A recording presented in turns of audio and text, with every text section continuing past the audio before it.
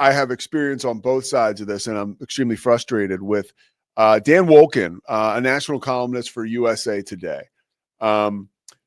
tweeted post-game after Notre Dame loses the championship to Ohio State. And I don't care what the final score was. If you're one of these kids, like, this is as gut-wrenching as it can be. And maybe you don't want to call them kids because they're getting paid now and they're professionals. Fine. That's cool. This goes for both NFL and college locker rooms. I think with college, we could try to give a little more grace because of the age and because of maybe even somewhat the emotional investment that takes place on a college level that could differ from the NFL and professionally.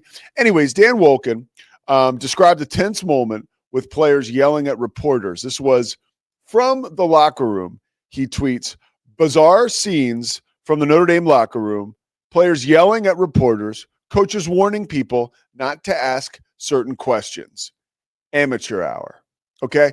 So he tweets that, and with that, there's a kind of a media firestorm because you think about, okay, like Molly McGrath from ESPN, like, is she one of the people in the locker room that is being yelled at because she's been covering Notre Dame? She just interviewed Marcus Freeman outside the locker room. So that moves Molly McGrath, who, by the way, is one of the best reporters in all of sport, not just college football. If you notice, like, we never even talk about her because she just nails almost everything she does. She's that good.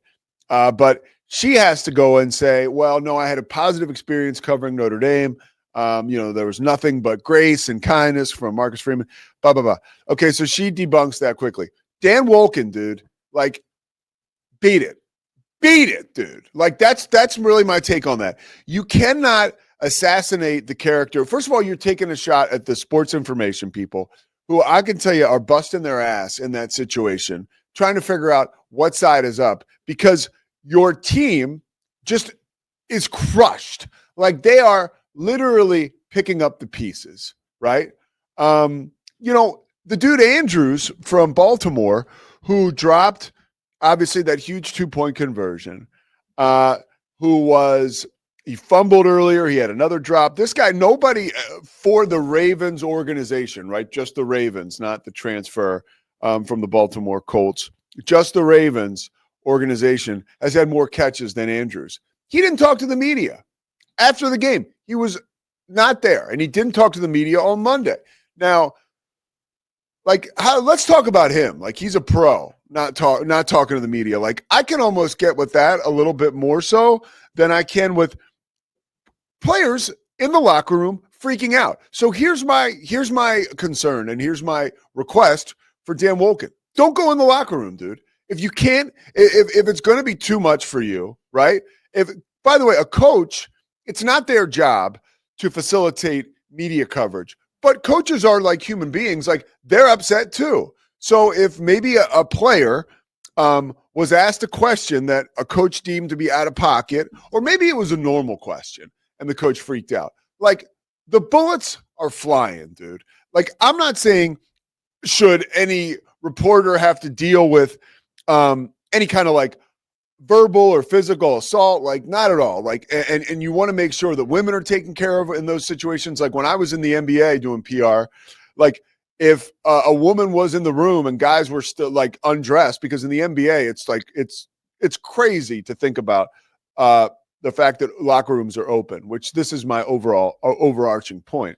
Like, if a guy like Dan Wolken keeps behavior like this up, these locker rooms will be closed to everyone.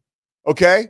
So imagine that. Like, we're trying to scrape together, if you're a reporter covering the media, you're trying to scrape together some coverage, right?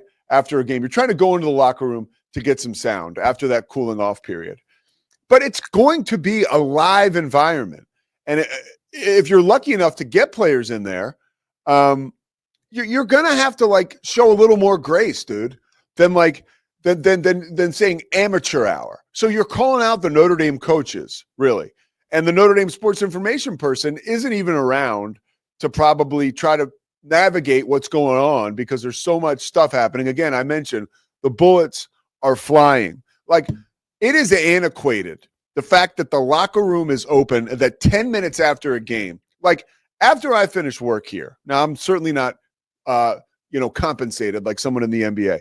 But I don't walk into the other room outside after I shower, get totally naked, and have a bunch of people who I've never met before come and crowd around me looking for me to talk about how badly I screwed up the interview today with Matt Mosley. But that is the reality for these people. And they are people.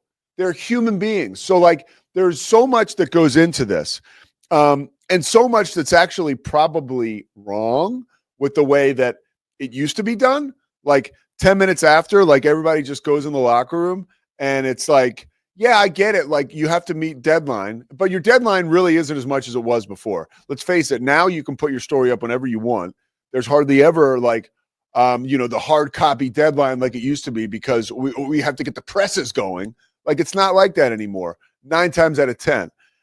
So that's going to change the locker room availability, but it's going to change quicker with dudes like this and tweets like that. And it's just lame, dude. It's just lame. And if this guy was a columnist for the South Bend Sentinel, I might be a little more lenient. But the fact that this guy has USA Today credentials, you'd like to expect a little more. So that's all I'll say, because I'll go back again. Last point, because I kind of screwed around and not gotten to this. It's wild. A woman comes into the locker room and it's in the NBA and it's 10 minutes after the game and you got 5 guys who are naked. You're like, yo, what woman's in here? I was told by my boss to say, and this is 15 years ago, woman on board. And you try to get towels to the guys who are naked. Some guys don't even care. Some guys would rather be naked to freak out the reporters that come in. And that's a whole nother topic for a whole nother day.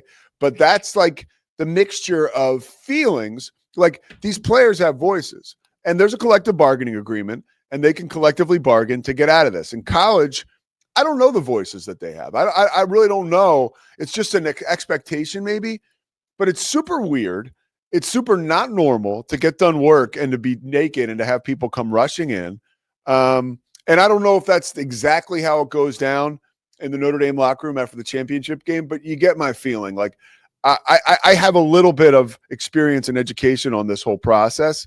And I know that the window is closing for access like this. And I know that it's going to close faster with tweets like that.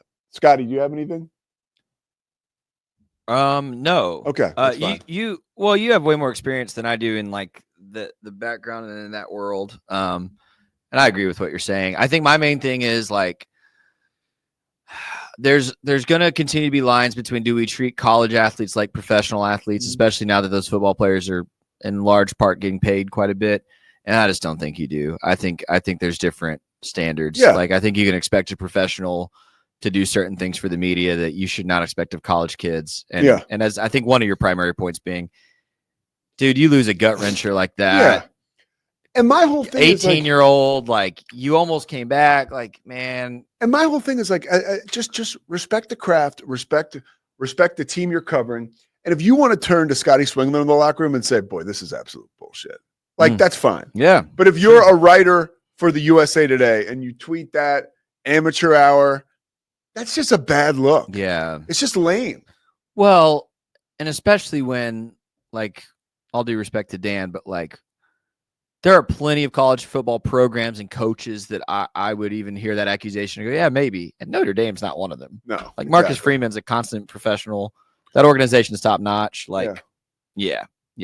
So I'm with you, Pete. Yeah. Dan Wolken doesn't know who I am, but now I know who he is. And I was disappointed in that whole take. So that was my take. If you care, join us again tomorrow. If you don't, join us again tomorrow. The Pete Souza Show rolls on. Friday show, we will be on location because I got a basketball game at Arizona. So we'll be in Flower Mound or whatever, but we'll still have a show. We'll be going live. We're loving it here. Thursday is tomorrow. Cannot wait to see you again. The Pete Souza Show. Check us out. Oh, like and subscribe, please. All right, do that. Do that for us. We'll see you.